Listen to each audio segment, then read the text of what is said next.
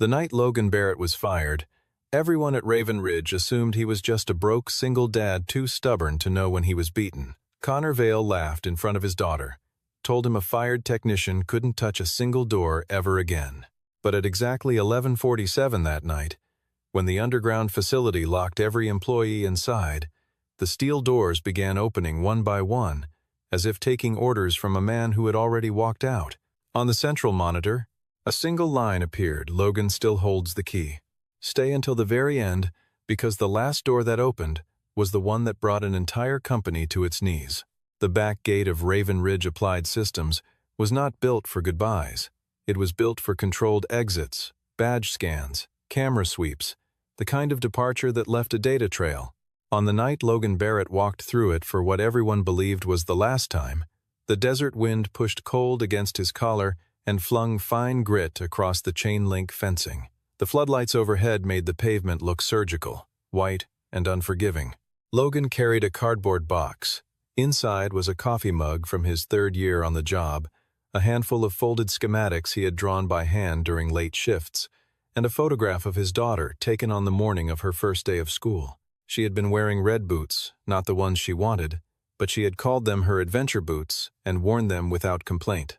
That photograph had sat on his workstation for 2 years. Ella Barrett was 6 years old, and standing beside him now, arms wrapped around a faded stuffed rabbit named Warren. She did not fully understand what was happening.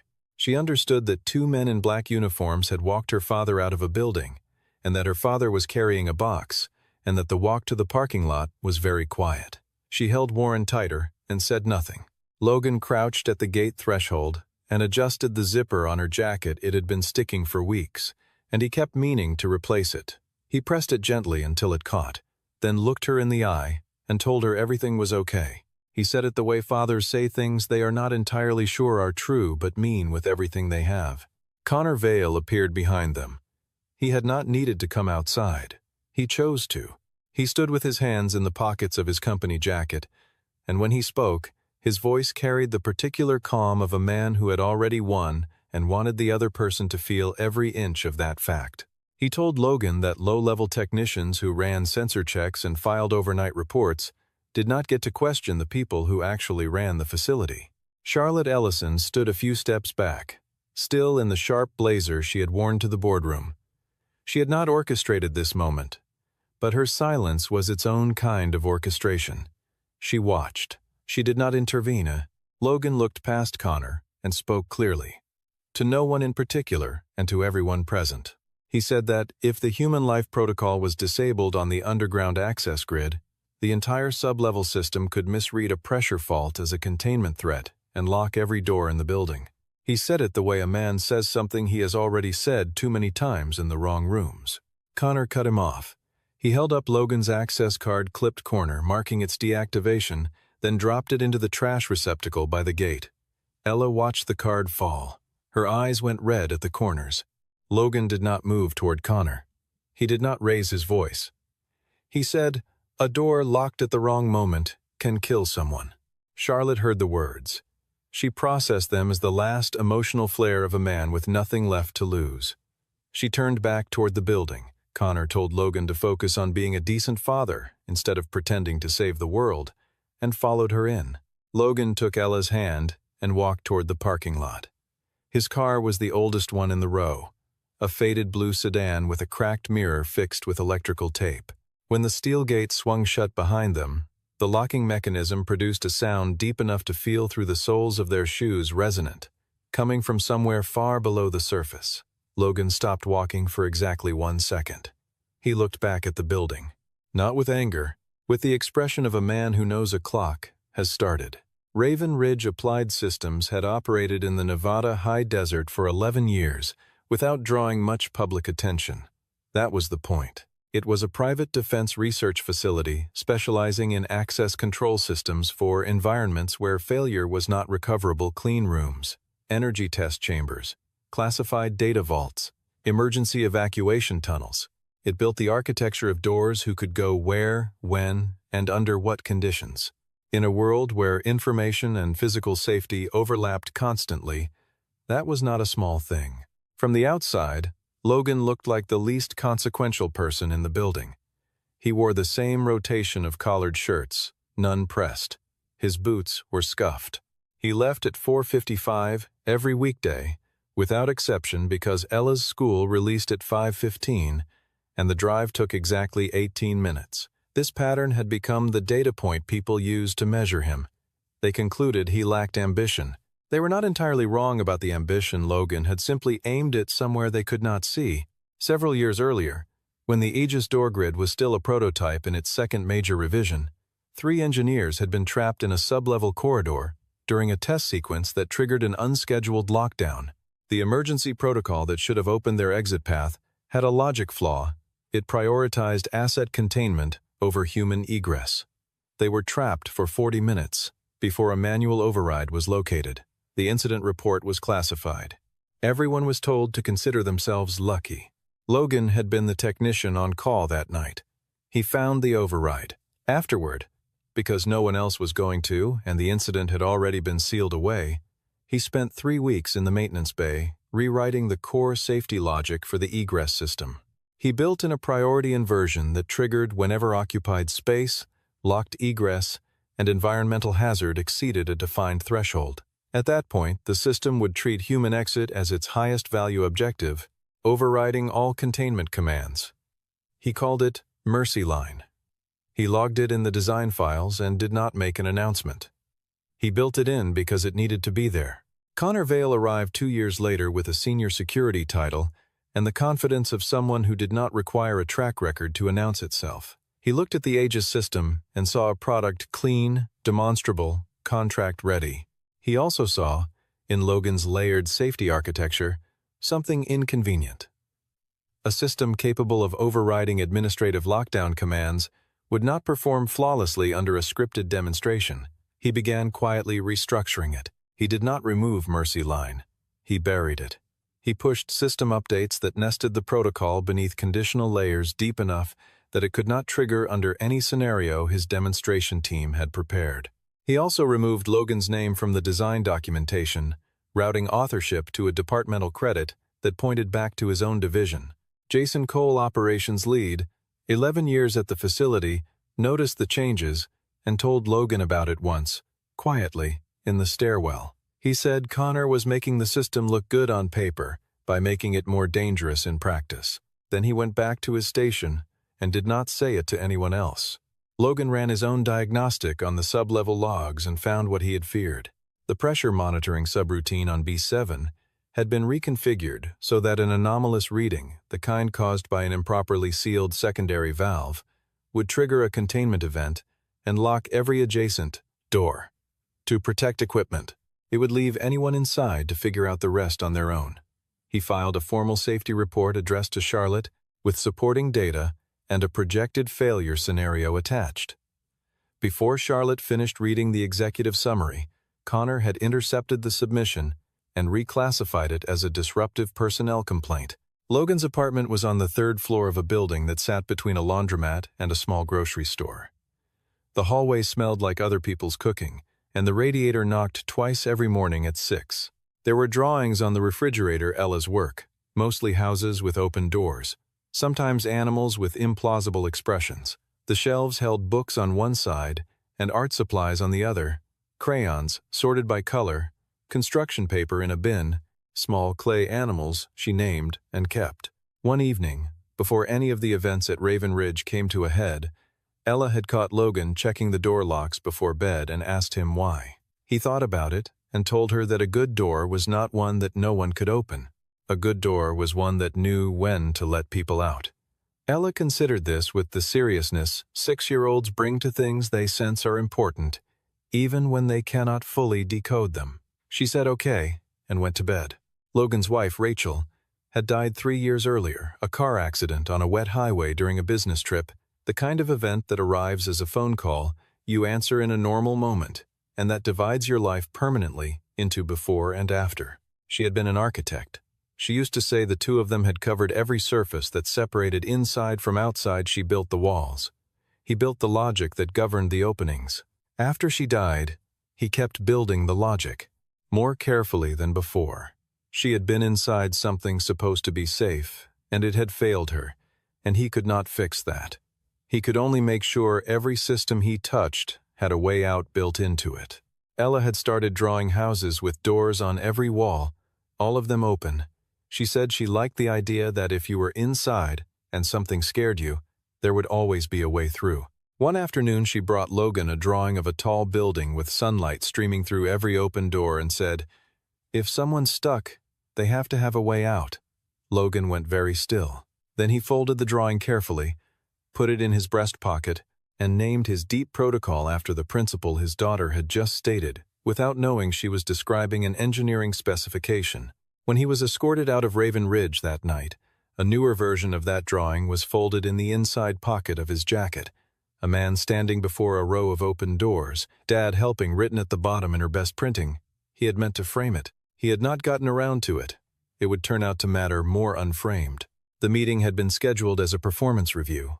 Logan arrived in his work clothes with a cup of coffee from the break room, which he set on the conference table and did not touch again. The conference room was glass-walled, visible from the corridor.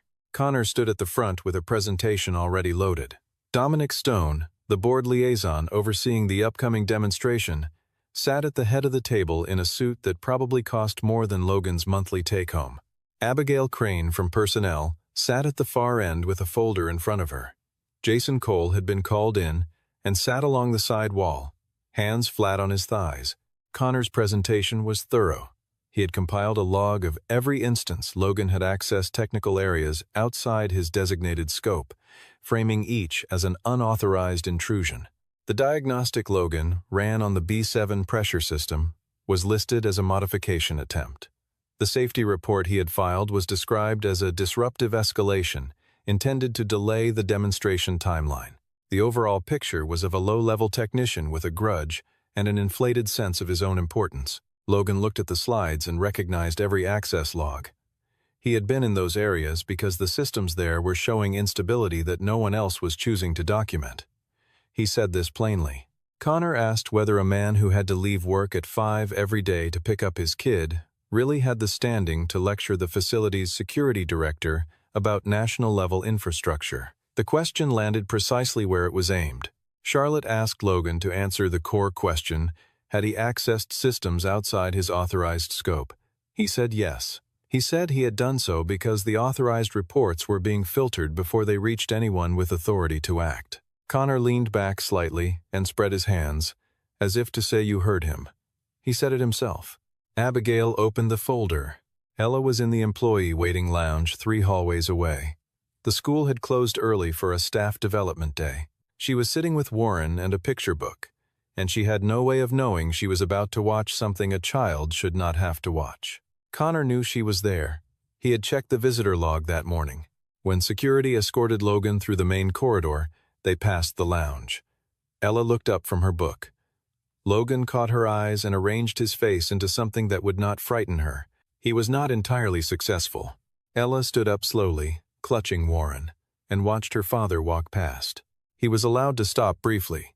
He crouched and told her they were going home a little early today. He said it as a fact, not an explanation. Ella nodded and took his hand. Before they reached the outer corridor, Logan turned back one final time. He looked at Charlotte. He said, "You can terminate me, but please don't lock living people inside a system designed to protect dead assets." Charlotte held his gaze for a moment. Dominic Stone quietly suggested they wrap up. She signed the document. In the corridor afterward, Jason caught up to Logan near the elevator. He started to say something shaped like an apology.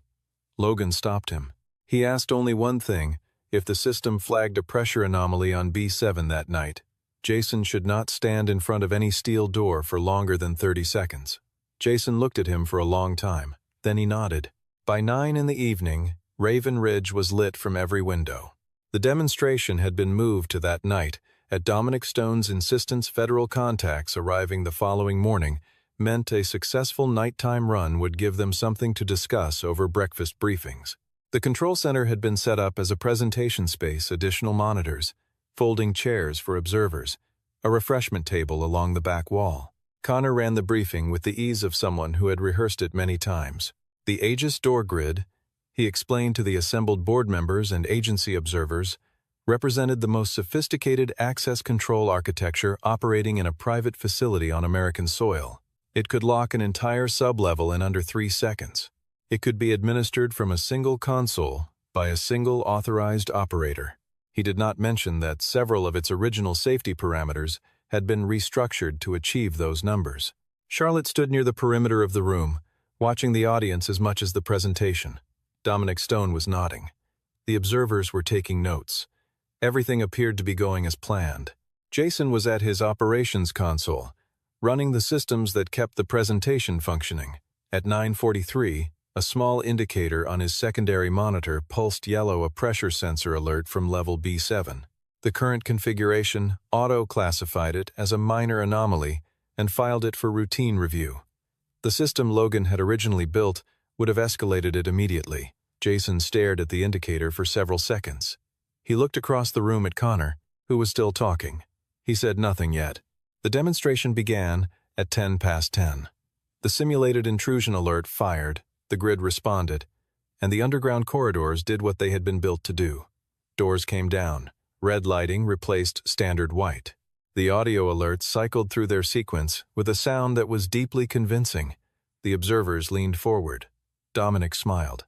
In the B7 sublevel, 3 maintenance workers were completing a scheduled check on a secondary drainage conduit.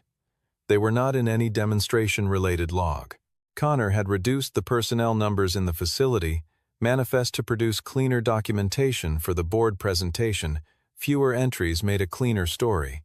He had assumed the sublevel would be clear. He had assumed incorrectly. When the demonstration lockdown triggered, the B7 crew found themselves between 2 sealed steel doors with no override console within reach. Simultaneously, a secondary utility valve that had been on a deferred maintenance list for 6 weeks registered an abnormal pressure state. The fault was real. The demonstration was not designed to distinguish between real faults and scripted ones during an active lockdown sequence. Jason's secondary monitor lit up full red. He stood from his console without waiting for anyone's permission and said, loudly and clearly, that he had a non-simulated alarm on B7. Connor said the system occasionally generated noise during live demonstrations and that flagging it publicly was premature. He said it quietly, so the observers might not fully catch the exchange. Charlotte heard it. She stepped toward Jason's station and asked whether any personnel were currently in the sublevel.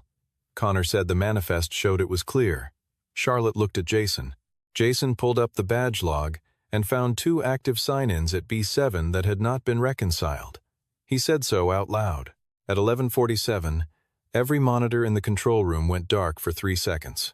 When they came back, the facility map covered all of them. One by one, the red door indicators on B7 shifted not to the yellow of a controlled override, but to white. A text notification populated across the primary display. Mercy line engaged. Human exit priority restored. Below that, in a smaller field that appeared to have been sitting in the system's memory for years, Logan still holds the key. Connor Vale went very still. The sound that moved through Raven Ridge in the following 90 seconds was not an alarm. It was something older and more mechanical, the sequential release of steel doors, moving upward from the sublevels like something waking up. Each opening was part of a directed egress sequence.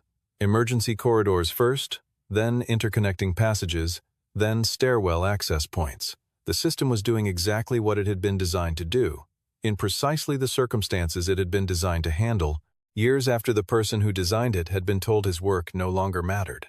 The maintenance team on B7 heard the doors before they saw them move. One crew member later said it sounded like someone had told the building to breathe. The first door opened less than 4 minutes before the secondary utility valve failed completely, venting into the corridor. They cleared the zone with minutes to spare. They were shaken, confused, and completely uninjured. In the control room, Charlotte stood in front of the central display and felt a cold that had nothing to do with the facility's environmental systems. She had heard Logan Barrett say the words. She had decided they were the wounded pride of a terminated employee. She was reconsidering that decision in real time, with approximately 20 observers watching her face. Mercy Line's activation did something else Connor had not anticipated. When the protocol reinstated full humanitarian egress priority, It also restored the audit architecture that Logan had built into the first version of Aegis, a transparency layer that logged every administrative change made to the access control parameters. This log had been inaccessible under Connor's configuration revisions. It was now visible on a secondary monitor, scrolling through 3 years of entries. Jason found it first. He read for about 15 seconds, then said Charlotte's name. When she looked at him, he pointed at the screen without elaboration. The log was clear. Connor Vale had deactivated 3 separate human safety warnings over 14 months. He had reclassified a documented near miss as a sensor malfunction. He had removed Logan Barrett's name from the original Aegis design credit. He had received Logan's safety report and marked it for suppression without escalation. Dominic Stone began making arguments quickly and quietly. The log might be corrupted. The timing was suspicious. Perhaps Logan had planted something before leaving. His reasoning had the shape of skepticism and the structure of hope dressed as logic. Connor made commands, not arguments. He moved to the primary console and attempted to re-engage the full lockdown sequence using his administrative credentials. The system processed his input, paused, and returned. In Mercy Line active state, administrative lockdown commands are subordinate to human egress protocol. Override denied. The facility had refused him. Charlotte asked Jason whether there was any evidence of unauthorized external access or planted code. Jason ran the verification and came back with the same answer Logan would have given. Mercy Line was original architecture. It was not sabotage. It was a deeply buried protocol waiting for the exact conditions Connor had created so it could wake up and do its job. In the Records Archive section, its door also opened as part of the egress sequence. A physical folder contained a printed safety report signed by Logan Barrett, dated 3.5 years ago. It described, in precise technical language, the exact failure scenario that had just nearly killed 3 people. The document predated Connor's appointment to his current role. Logan's name had been removed from the digital version that circulated afterward. The physical copy had simply waited. Charlotte picked it up. She read the first page, standing in the fluorescent light of the archive room, and she did not put it down. Logan was at the kitchen table when his phone rang. He had spent the 2 hours since arriving home the way fathers spend quiet hours, dinner made, dishes washed, a drawing finished with Ella, and then, after she fell asleep, the small lamp on her nightstand taken apart because it had been flickering for 3 days. The loose connection was at the base. He fixed it with the tools he kept in the kitchen drawer and reassembled it carefully. He did not think about Raven Ridge. He thought about the lamp. Ella had woken around 11 and found him at the table. She asked if he was sad. He said that sometimes things happened that were confusing, and you had to sit with them before they made sense. She said that sounded like a puzzle. He said it was exactly like a puzzle. She got a glass of water and went back to bed. The number on the screen was Jason's. Logan looked at it for the length of several breaths. He picked up.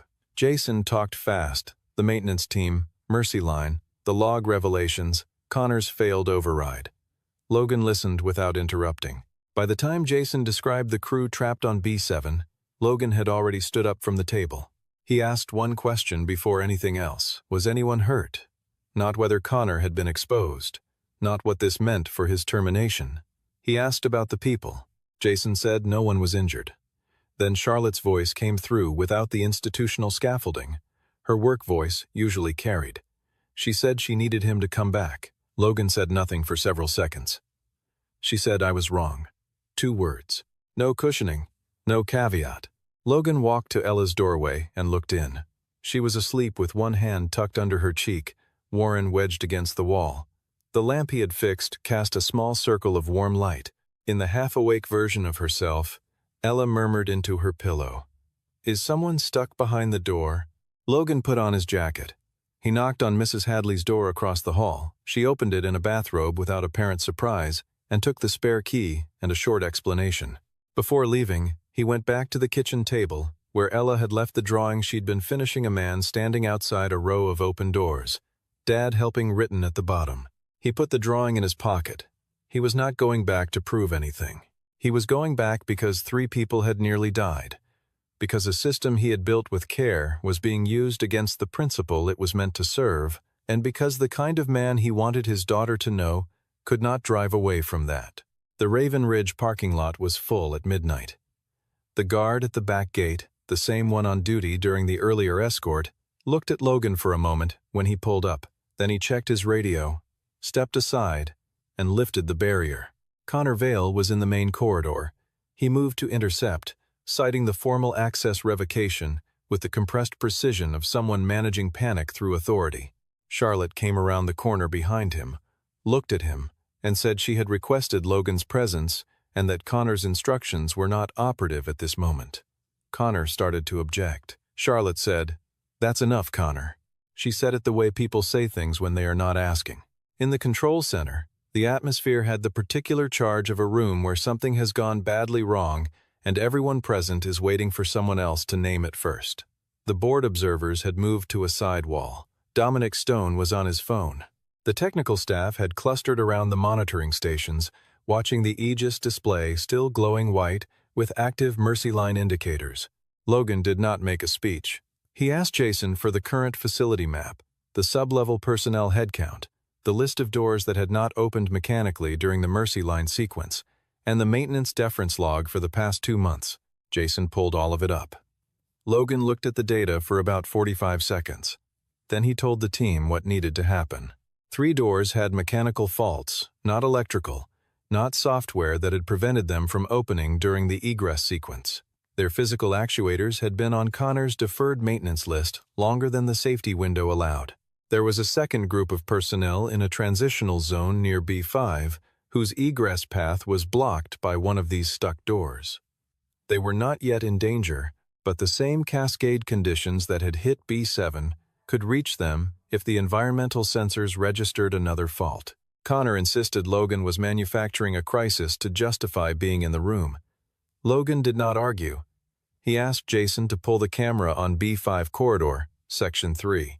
On the monitor, through reinforced glass, 2 facility crew members were pressed against the wall with a hand radio, their body language telling the whole story.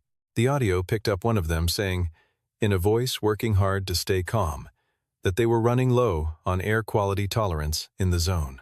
The room went quiet in the specific way.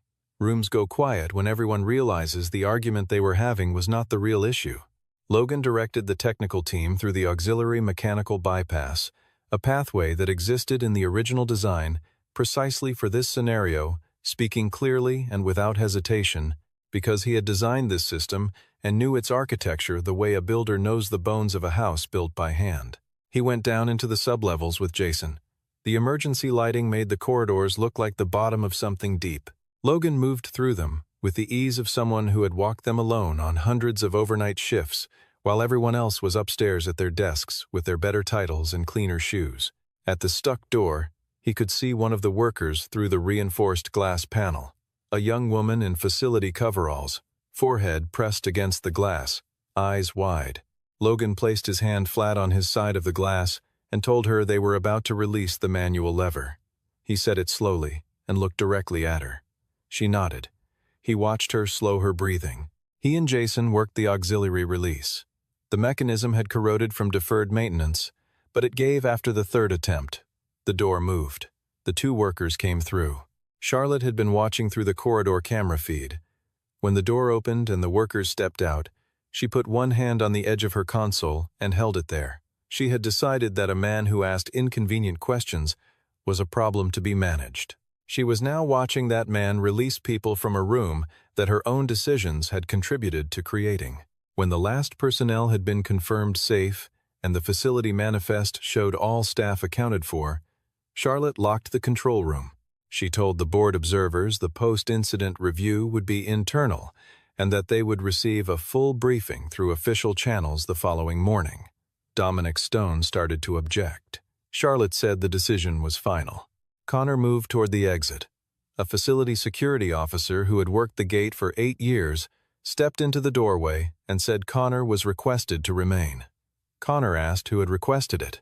The officer said Charlotte Ellison, as Executive Director of Record.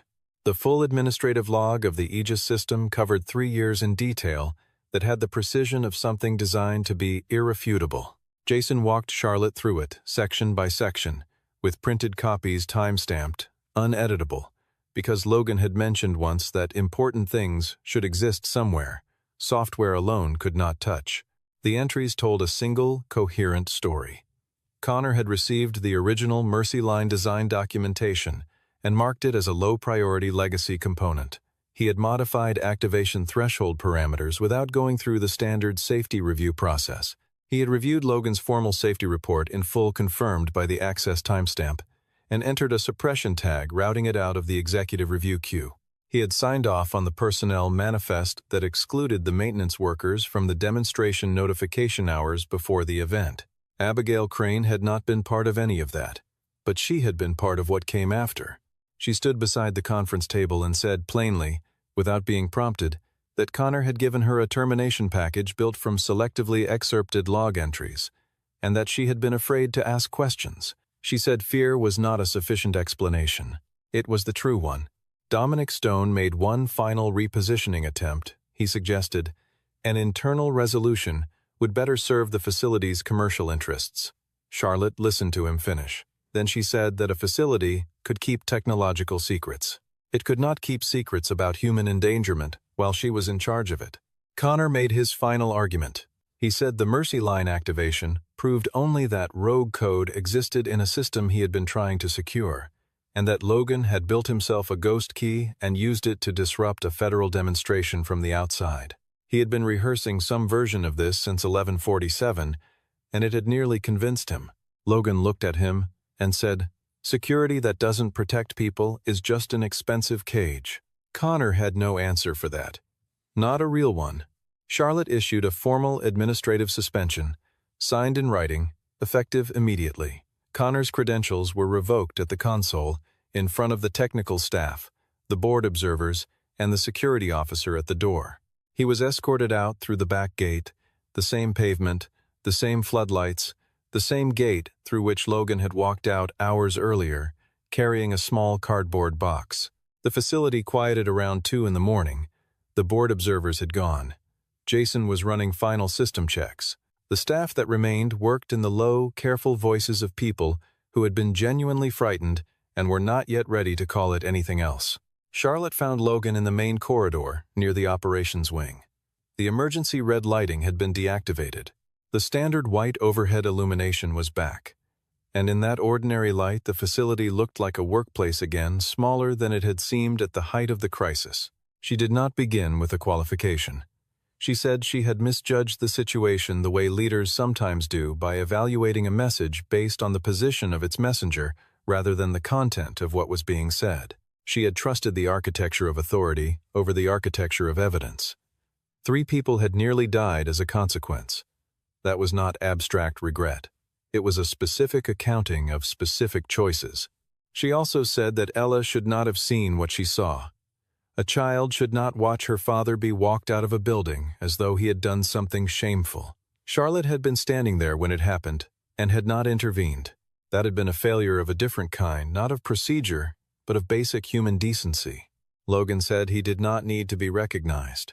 He was not interested in a ceremony. He just needed to know that the next person who filed a safety report with accurate data would be heard, not managed. Charlotte asked about the message that had appeared on the central display. Logan still holds the key. She needed to understand it. Logan said it was not his. He had not written it.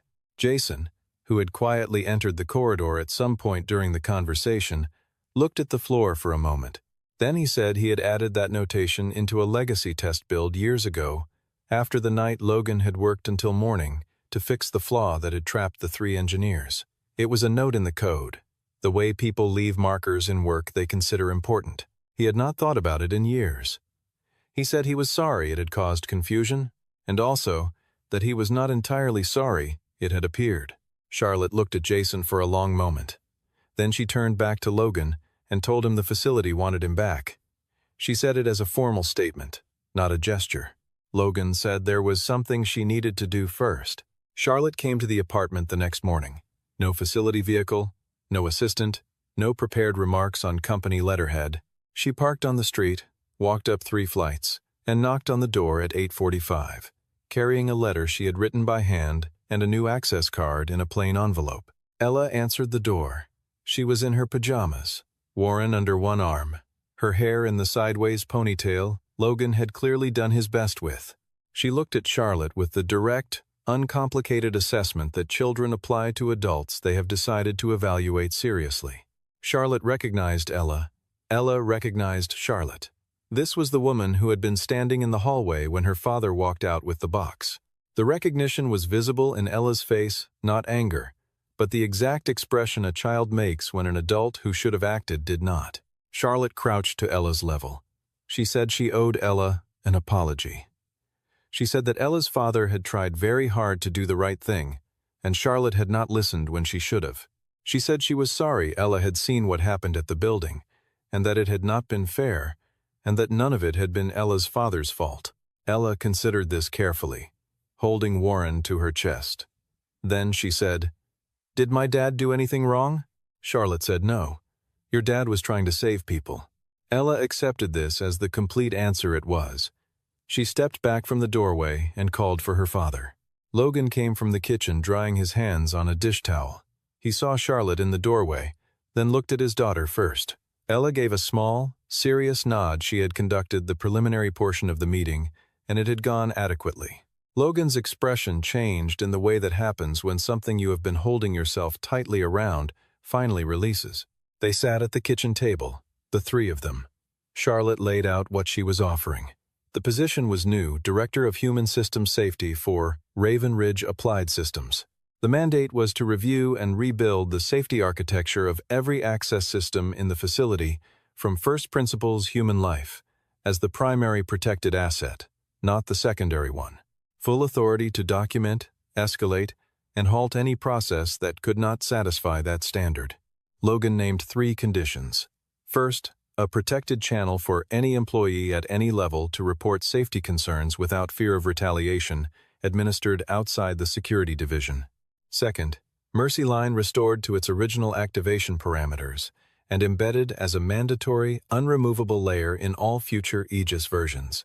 Third, the design history of every system at the facility correctly attributed to its actual authors, formalized before any future contract presentations. Charlotte agreed to all 3. In the weeks that followed, Raven Ridge held a different kind of meeting than the one that had been planned. No agency observers, no demonstration lighting. A working session for the full technical staff, led by Logan in a clean shirt, standing at the front of the same room where he had once been told he was not important enough to ask questions. He talked about systems that remember what they are for. He talked about the difference between security that protects people and security that protects the appearance of control. He did not need many slides. Ella was in the front row. She did not understand all of it. She understood the part that mattered. Jason Cole was promoted to lead systems operations, a role that gave him the authority to pause any demonstration if his monitors showed something real. Abigail Crane moved to a newly formed internal ethics office with a direct reporting line to the board. Connor Vale's administrative conduct was referred to the facility's oversight council and the relevant federal contracting authority. Dominic Stone resigned his board seat before the review was complete.